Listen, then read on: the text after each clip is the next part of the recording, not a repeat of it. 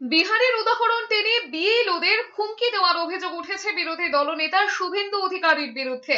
সেই সংক্রান্ত ভিডিও পাঠিয়ে নির্বাচন কমিশনে নালিশ জানিয়েছে তৃণমূল দলের রাজ্য সাধারণ সম্পাদক অরূপ বিশ্বাস। শুভেন্দু অধিকারীর বিরুদ্ধে অভিযোগের ব্যাখ্যা করে রাজ্যের মুখ্য নির্বাচনী আধিকারিকের দপ্তরে চিঠি লিখেছেন। অবিলম্বে শুভেন্দুর বিরুদ্ধে পদক্ষেপের অনুরোধ জানানো হয়েছে। সেই সঙ্গে আর কেউ যাতে আগামী দিনে নির্বাচনের কাজের সঙ্গে যুক্ত কোনো সরকারি কর্মীকে ভয় দেখাতে না পারেন তা নিশ্চিত করতেও বলা হয়েছে।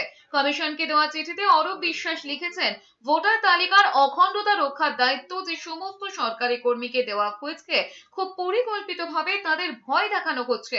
বিষয়টিকে গুরুত্ব দিয়ে দেখা না হয় তবে এ রাজ্যে অবাধ স্বচ্ছ নির্বাচন সম্ভব নয়। পায়ে কাটা ফুটেছে দেখে ঘেউ ঘেউ করছে। তৃণমূল কমিশনের দ্বারস্থ হতেই সুর চড়িয়েছেন শুভেন্দু অধিকারী। বিহারে 52 জন বিএলও অবৈধ কাজ করেছিলেন বলে জেলে গিয়েছেন, সেই রেফারেন্স টেনে সতর্ক করেছিলেন। বিএলওরা তৃণমূল, বিজেপি কোন দলের কথা শুনবেন না, ইলেকশন কমিশনের কথা শুনবেন। আপনাদেরকে স্মরণ করিয়ে দিতে চাই, বিহারে 52 জন বিএলও অবৈধ কাজ করেছিল বলে জেলে গেছে। এই অবস্থা যদি আপনার না, খারাপ। বিহারের রেফারেন্সে তো করতে দেন, বোঝা যাচ্ছে তো পায়ে কাঁটা ফুটেছে, ঘেউ ঘেউ ঘেউ ঘেউ করছে।